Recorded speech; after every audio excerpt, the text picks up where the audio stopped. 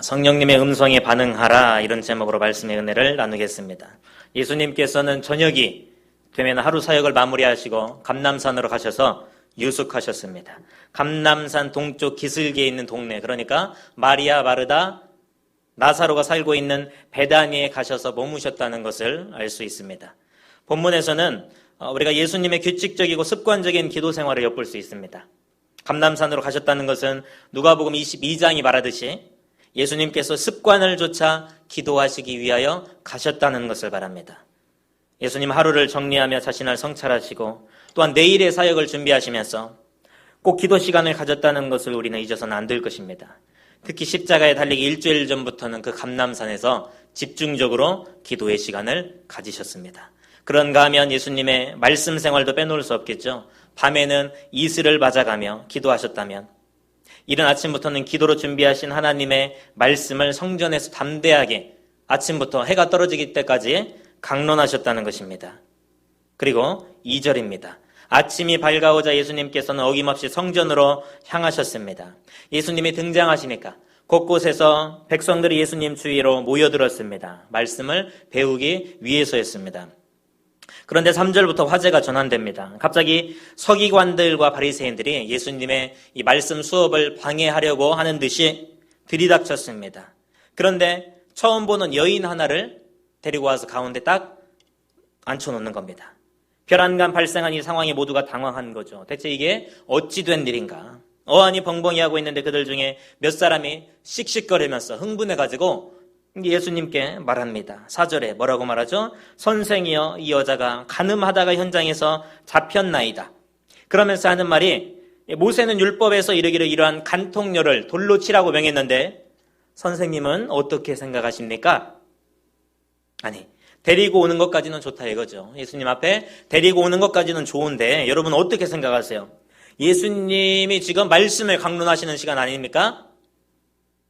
허락을 받은 것도 아니고 또 잠깐 쉬는 시간도 아닌데 무작정 밀고 들어온 것입니다. 선생님에 대한, 그리고 학생에 대한 에티켓이란 일도 없는, 소위 버르장머리 없는 것들 아닙니까? 제가 이렇게 설교하는데 누가 무턱대고 들어와가지고 술 취해가지고 이 앞으로 와서 설교를 해방하면 제가 어떻게 하겠습니까?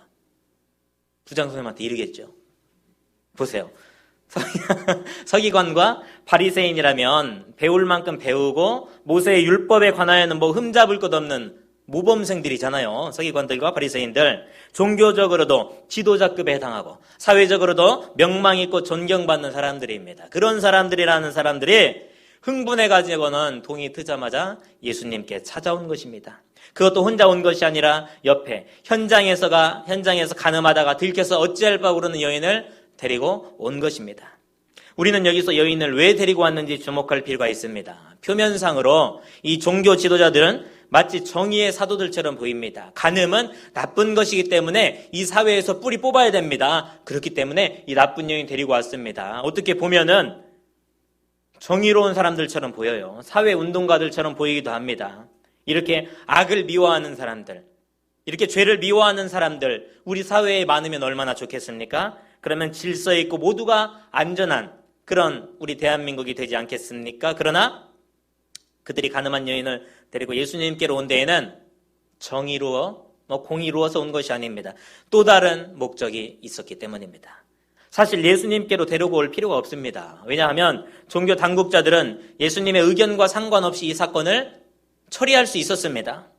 그리고 당시는 로마의 지배 아래 있었기 때문에 이 로마의 허락 없이 유대인들이 자체적으로 누군가를 처형하거나 집행, 사람을 죽이는 일, 매를 때리거나 벌금을 부과할 수는 있지만 처형시키는 일은 로마의 허락 없이는 유대인들 스스로 할 수 없었습니다. 예수님께서 이래라 저래라 할 수 있는 권한이 있는 것도 아닌데 왜 예수님께로 데리고 왔느냐 이것입니다. 그것은 다름 아닌 예수님을 함정에 빠뜨리기 위해서였습니다. 여인을 이용해서 예수님을 올무에 걸리게 하기 위한 멍멍이 수작이었다는 것이죠. 6절에 말하지 않습니까? 이렇게 말함은 고발할 조건을 얻고자 하여 예수를 시험함이러라. 예수님을 시험하기 위해 왔어요. 그런데 한 가지 종교 당국자들의 허점을 발견하게 됩니다. 발견하셨습니까? 율법에는 완전한 자라면서 떠들어대던 율법 종교 지도자들이죠. 그들이 실수한 게 하나 있습니다. 율법을 어겼습니다. 완전한 자들인데, 율법에 완전한 자들, 열심히는 적극성 있는 자들인데 율법을 어겼다는 것입니다. 내용인즉 무엇입니까? 남자 없이 여자만 붙잡았다는 데 있습니다. 레위기 20장 10절, 신명기 22장 22절에 의하면 간음을 했다면, 간음은 혼자 할 수 있는 게 아니죠. 남자 여자가 간음을 하는 것인데, 그러면 모세오경에 따르면 남자 여자를 둘 다 데리고 왔어야 했습니다. 그런데 여자만 데리고 왔다는 것이죠. 이거 이미 율법을 어긴 게 된다는 것이죠. 우리나라에는 돌로 치는 형법이 없기 때문에 형벌이 없으니까 여러분 와닿지 않겠지만 저도 본 적은 없습니다. 저희 아버지가 80년대에 사우디를 3번 다녀오셨어요. 총 기간이 5년 정도. 엄청 무섭다고 하더라고요. 자고 있는데 이제 근로자로 다녀오셨어요. 몸으로 때우는 일을 이제 하러 다녀오셨는데 밑에 숙소 밑에는 전갈들이 기어다니고 잘 수 있겠어요? 저 같으면 못 자겠어요. 바로 한국으로 와버려야지. 기어다니고 또 시내들을 돌아다니면은 일부 이 상인들이나 그 현지인들이 그냥 칼을 차고 다닌대요. 여기 시장에서 싸움이 붙으면 서로 칼질을 하고 사람 몸에다가 칼질을 하고 심지어는 이렇게 이 여인과 같은 경우도 본 적이 있대요. 머리에다 대고 그냥 총을 쏴버리거나 시장에서 사람들이 보는데 북한도 말할 것도 없죠. 그런 돌로 때려 죽이는 경우도 보고 무서워서 그냥 빨리 한국 근로자들끼리 지나쳐서 왔다고 하는데요. 그런데 여인만 데리고 오는 초보적인 실수를 범했다는 겁니다. 그런데 자신들의 범법 행위는 생각도 하지 않습니다. 어떻게 하면 이 여인을 이용해서 예수님을 걸어 넘어뜨릴까만 급급해하고 있는 것입니다. 율법에서는 가늠한 여인을 돌로 치라 명하였는데 예수 당신은 어떻게 생각합니까? 당신의 의견이 궁금합니다. 이번에는 볼 것도 없이 예수님을 궁지로 몰아넣을 수 있을 거라는 기대감에 부풀어 있었습니다. 아무리 생각해도 빠져나갈 방도가 없습니다. 이제는 예수님은 도간에 든 주라 이겁니다. 만약에 예수님이 이렇게 대답을 한다면 너희들 말이 맞다.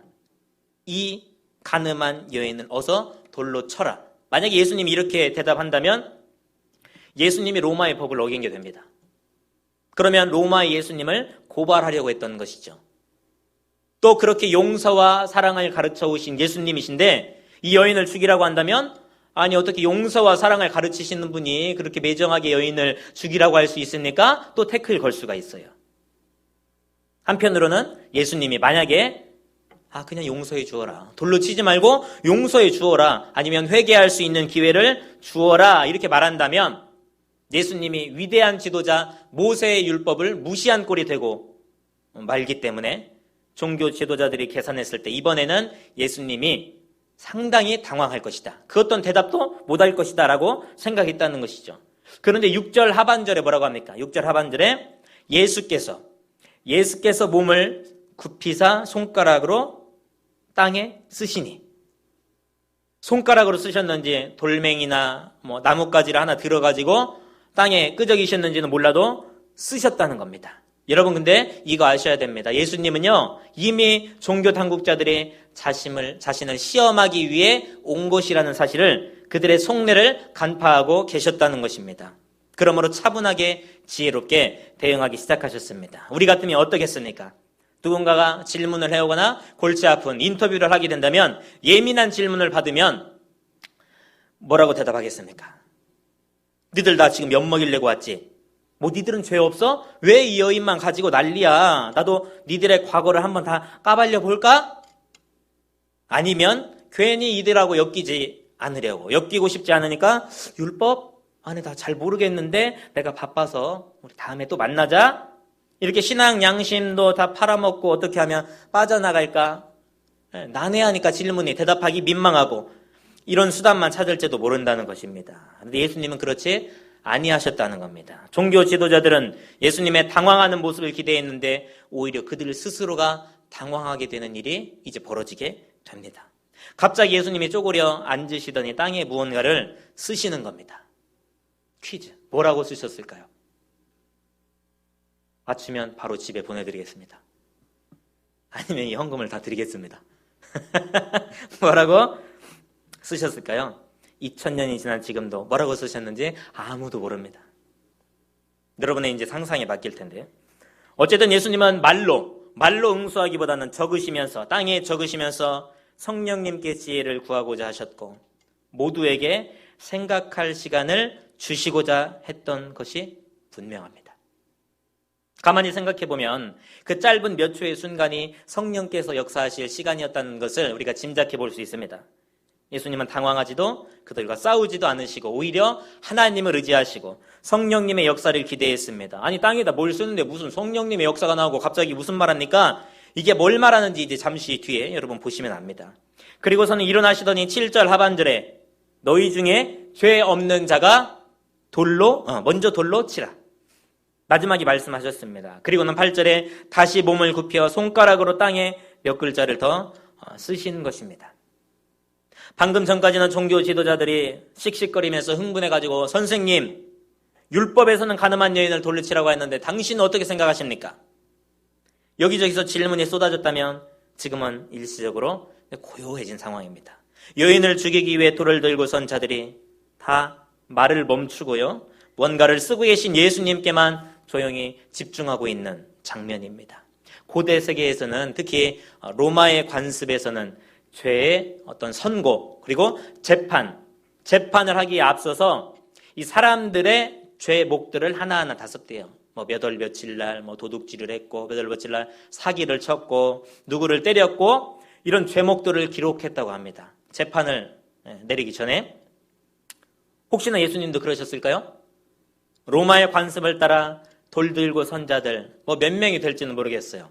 몇 명이 될지는 모르겠지만 돌을 들고 다 둘러쌌어요. 이 선자 한 사람 한 사람의 죄들을 조목조목, 날짜와 시간까지. 왜냐하면 예수님은 사람이면서 동시에 하나님이셨기 때문에 이미 꿰뚫고 보신다는 거예요. 제가 그런 능력이 있으면 좀 좋겠어요.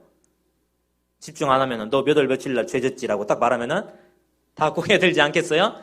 그러면 다음 주에 이제 예배 아무도 안 나오겠지. 이렇게 조목조목 날짜와 시간까지 마치 CCTV로 다 기록하고 확인한 것처럼 땅에다가 쓰고 계시지는 않았을까요? 여러분 상상하세요. 9절 한번 읽어볼까요? 9절입니다. 8장 9절. 9절은 다 같이 읽는 거예요. 시작.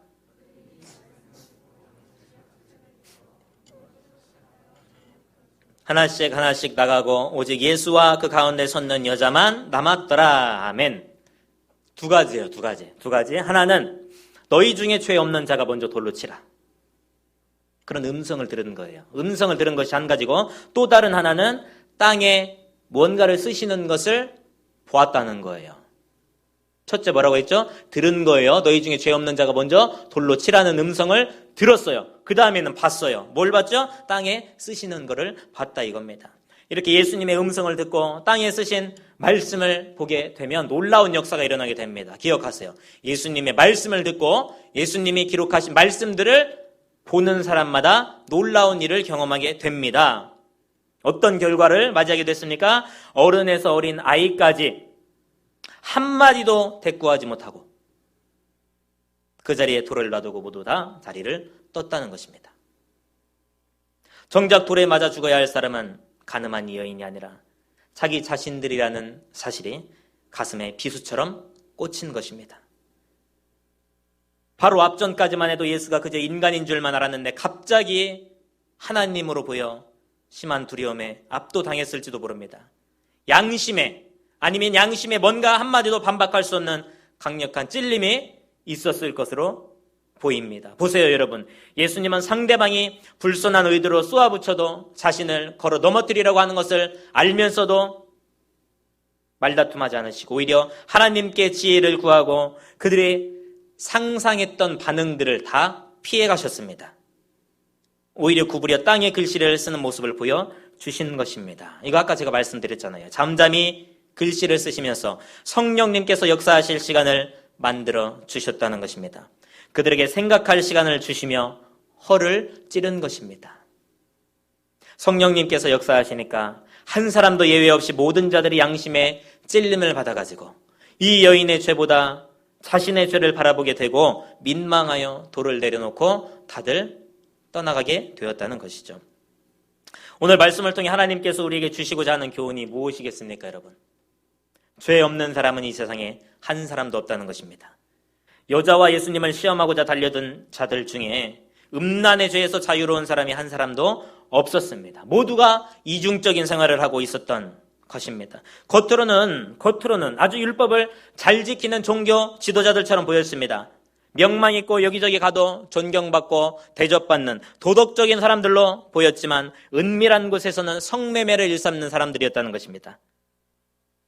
제 상상이 아닙니다. 자료들을 보면 1세기 당시에 빚을 빌려가지고, 그러니까 대출을 받아서 빚을 갚지 못해서 몸을 팔게 된 이 창기가 된 사람들이 적지 않았다고 합니다. 매춘 행위가 횡행했다는 점이 이를 증명해 준다는 거예요. 우리 중에 죄 없는 사람 한 사람도 없어요. 고개를 들어 저를 보세요. 죄 없는 사람 고개 숙여보세요. 어제 이쪽 사무실 교육자분들이 다 점심 드시러 나가시는데 저는 배도 별로 안 고프고 설교 준비도 안 돼가지고 안 간다 그랬어요. 다 나가시고 이제 사무실에 설교 준비를 하는데 잠시 뒤에 문이 열리는 소리가 들려요. 알고 보니까 신간사님이 이쪽으로 오신 거예요. 이쪽 사무실에 볼 일이 있어 오셨는데 저에게 그래요. 목사님은 식사하러 안 가셨어요? 그러길래 제가 설교 준비도 안 되고 저 밥 먹을 자격이 없어서 안 갔습니다. 제가 농담 반 진담 반으로 이렇게 말했어요. 그러니까 이 신관사님이 진리를 말씀하시더라고요. 진리를 말씀하세요. 뭐라고 말했을까요? 저 진짜로 은혜 받았어요. 제가 밥 먹을 자격이 없어서 안 갔습니다. 라고 하니까 뭐라고 말하시냐면 세상에 밥 먹을 자격이 있는 사람이 어디 있어요, 목사님. 우리는 다 죽어야 돼 하면서 나가시더라고요. 밥 먹을 자격 없는데 여러분 다 밥 먹었죠? 우리는 다 죽어야 돼. 이러면서 나가시는데 이거 진리 아니에요. 제가 일부러 한번 끼워 맞춰봤어요. 세상에 밥 먹을 자격이 있는 사람 한 사람도 없다. 이 말씀은 모든 사람이 죄를 범하였으며 하나님의 영광에 이르지 못하였다는 것이고 우리는 다 죽어야 돼. 죄의 삭은 사망이라는 거예요. 우리는 다른 사람들을 디스하고 심판자가 되어가지고 누가 여러분에게 정죄하라고 심판자라고 하나님이 세워준 사람이 있습니까? 그런데도 불구하고 다른 사람 디스하고 뒤에서 험담하고 정죄하기는 바빠요. 그런데 오늘 종교 지도자들처럼 내 죄를 예수님 앞에 고백하고 회개하는 일에는 소극적이에요.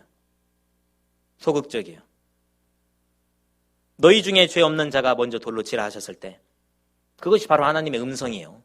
오늘 제목이 뭐예요? 성령님의 음성에 반응을 하잖아요. 그게 성령의 음성이 들려오면은 그 자리에 당장 엎드려서 오 주님 나를 불쌍히 여기소서 이 여인보다 제가 더 더럽고 추한 죄인입니다. 이렇게 고백해야지. 어떻게 한 사람도 회개하는 사람이 없어요? 어떻게 한 사람도 회개하는 사람이 없고 그저 돌멩이만 놓고 뒤돌아서 가면 끝입니까? 돌멩이만 내려놓았다고 회개는 아닌 것입니다. 주님 앞에 엎드려야 회개인 줄로 믿습니다. 오늘 여러분 나는 죄인이라는 사실을 인정하시기 바랍니다. 다른 사람의 죄보다 내 죄가 더 커 보이는 은혜가 있기를 바랍니다. 저는 이렇게 생각합니다. 우리 똑같이 죄인이고 어떤 사람은 얘 죄가 누가 생각해도 100이면 100, 이 사람의 죄가 더 크다라고 말할지라도 내 죄는 작을지라도 없어 보일지라도 이 사람 죄보다는 그래도 내 죄가 더 커 보이는 것이 우리 기독교인의 은혜 아닙니까? 내 죄가 더 커 보이는 거예요. 내 죄를 해결하실 수 있는 분은 오직 예수님밖에 없음을 인정하고 진정한 회개가 일어나기를 주님의 이름으로 축원합니다. 진짜 겸손한 사람은요, 다른 사람 손가락질 하다가 깨우침이 오면 주님 말씀하시며 이 손가락을 구부리는 거예요. 그래서 나에게로 향하도록 한다는 것이죠. 우리 한번 해볼까요? 가운데 손가락으로. 나에게로. 나를 성찰하는 사람이 진짜 겸손한 사람이에요. 정치가 어쩌고요. 연예인들이 어쩌고 교수님들이 어떻고 뒤에서 신학생들 말 얼마나 많은 줄 아세요? 근데 막 다른 사람을 정죄하고 험담하던 더러운 입술이 자신의 죄를 회개하고 찬양하는 축복의 입술이 되기를 축원합니다. 예수님 앞에서는 체면이고 자존심이고 다 내려놔야 됩니다. 안 그러면 죄 해결 못 받습니다. 이거 분명합니다. 이제 다 떠나고 예수님과 여인만 남겨졌습니다.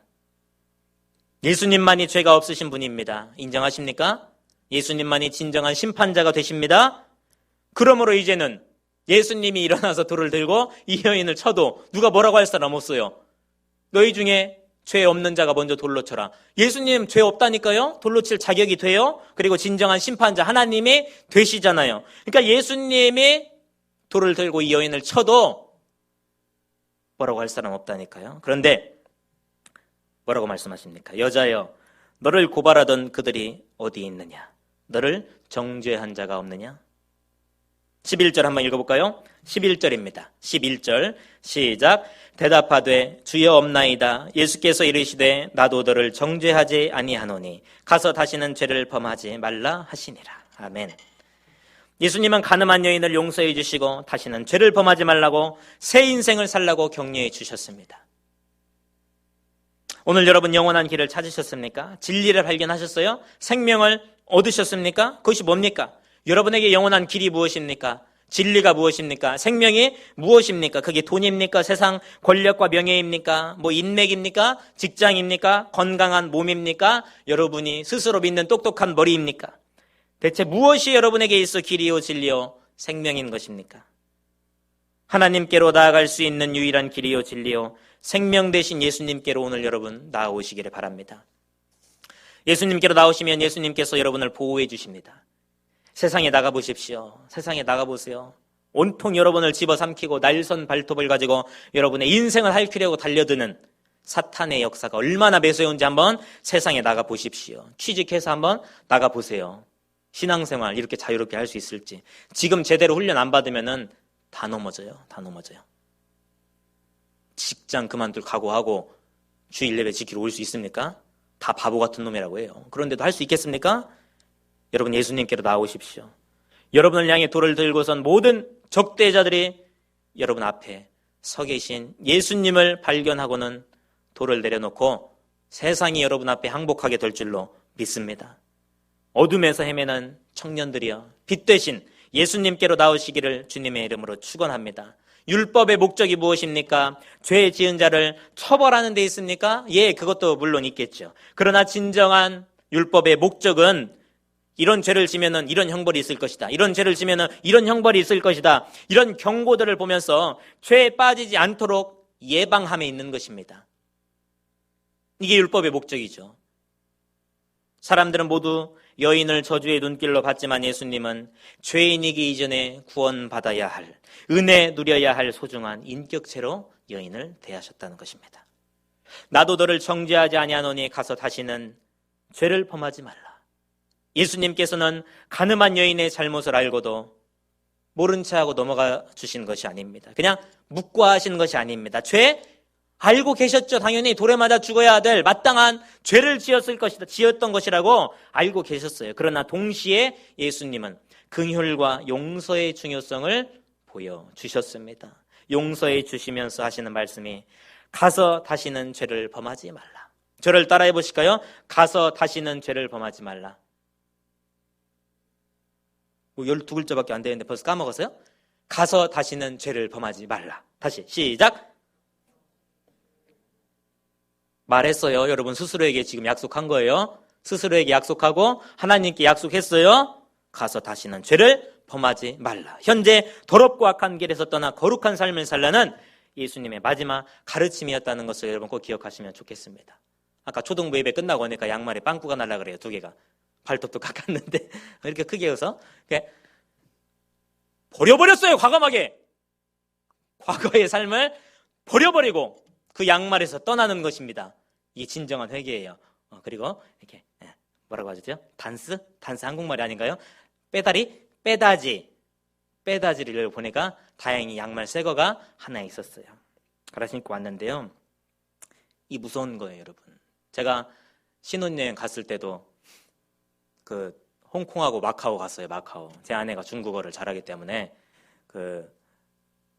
저 무시하지 마세요. 저는 원광대 나왔지만 제 아내는 칭화대 나왔어요. 전 세계에서 16번째 드는 그 대학을 나왔는데 중국어를 잘하니까 어쨌든 유럽 막 갔다 오라고 교회에서 한 2주 갔다 오라고 주일날 안 나와도 되니까 돈이 있어야 가지. 이러면 돈이 없어. 그래서 홍콩 마카오 갔어요. 홍콩 마카오 갔는데 이제 중국어를 하고 저는 뒤에서 따라다니기만 했는데 가니까 다시는 안 가요. 무슨 뭐 호텔마다 지하와 1층에 카지노 해보신 분? 집사님 혹시 해보셨어요? 안 해보셨어요? 안 해보셨어요? 네, 소원이신 것 같은데 언제 같이 가요. 우리 다음 수련회는 마카오. 네? 어쨌든 가니까 막 휘황찬란합니다. 홍콩에서 마카오로 넘어가고 버스 타고 뭐 페리인가 뭐 배 같은 거 타고 넘어가고 이렇게 보니까 할리우드 영화 배우들 뭐 그렇게 손바닥 하나씩 나열해 놓은 것도 있고 여기저기 아무튼 삐까 번쩍합니다. 눈도 돌아가고 여기 보니까 반드런 옷을 벗은 여인이 막 길거리 돌아다니고 아이고 그러면 안 되지. 이쪽을 보니까 또 다른 여인이 막 돌아다니고 눈을 가리니까는 머릿속에서 상상이 또 가고 그래서 제가 제 아내한테 큰일 났어. 나 다시는 못 오겠어. 저기 봐. 금발의 여인이 지나가고 있네. 제 아내 신혼여행 가는데 귓사대게 맞았을까 안 맞았을까요? 안 맞았어요. 안 맞았어요. 죄가 얼마나 무서운지 제가 그래서 제 아내한테도 지금도 그래요. 수시로. 나도 연약한 사람이고 언제 죄를 짓고 넘어질지 모르는 사람이기 때문에 나를 위해서 특별히 기도를 더 해달라고. 어떻게 보면 제 연약함일 수도 있고 스스로 생각하기에 조금은 제 겸손함일 수도 있어요. 제가 연약하다는 거 알기 때문에 그것이 무섭다는 거예요. 이제 제 말씀을 뵙겠습니다. 몇 년 전에 저희 누나가 아기 낳은 지 얼마 안 됐을 때 포대기에다가 아기를 앞으로 안았는지 뒤로 맸는지는 매는 게 아니죠. 물건이 아니기 때문에 업었는지 모르겠는데 익산역에서 광주로 가는 열차를 타는 거예요. 아기도 이제 잠이 들었어요. 안고 있으니까 한쪽 팔을 밖에 사용을 못해요. 아기 안고 있으니까. 그래서 짐이 많아요. 제가 짐을 들고 누나 좌석이 어딘가 보고 열차 좌석까지 제가 짐을 들여다 준 일이 있었습니다. 그리고 나서는 조심히 가라고 하고 도착하면 연락하라고 인사하고 나가는데 문이 닫혀버렸어요. 그 짧은 순간에 문이 닫혔는데요. 두드려도 안 열어주고 출발하더라고요. 참 그 냉정하더라고요. 그래서 어이가 없어가지고 헛웃음만 나오는데 바로 다음 역이 어딘가 이제 보니까 정읍이에요. 익산에서. 정읍까지 어쩔 수 없이 갔어요. 맘 같아서는 막 영화처럼 창문 깨버리고 뛰어내릴까 했는데 단단해. 주먹이 깨질 것 같아가지고 못했어요. 그런데 또 옆에 앉아있는데 그 영무원한테 걸렸네. 걸려가지고 빈자석인데 왜 안 앉아 계세요? 사실은요 제가 무임승차 하는 게 아니라요 지금 이렇게 돼가지고 문이 닫혔어요. 안 열어주셔가지고 지금 정읍까지 가게 생겼다. 그러니까 그 영무원분이 그러면 정읍까지 가는 표를 다시 끊으셔야 돼요.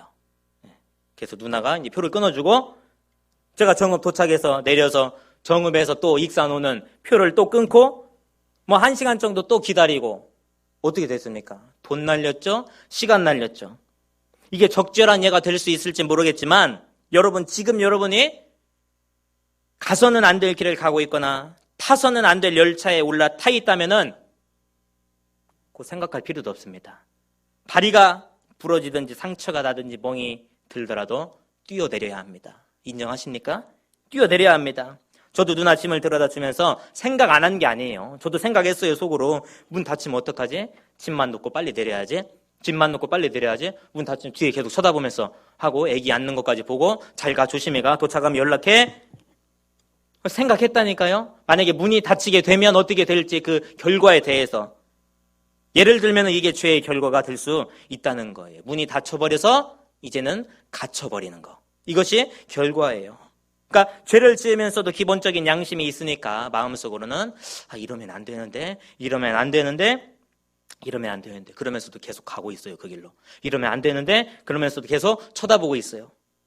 이러다가 벌 받는 거 아니야? 이러다가 내 인생 종치는 거 아니야? 죄의 결과에 대해서 나름 생각은 하고 경계하고 있는데도 빠져나올 타이밍을 놓칠 수도 있고요. 유혹이 너무 달콤하고 강해서 쉽사리 결단을 못 내릴 수도 있는 것입니다. 죄는 늪과 같은 것입니다.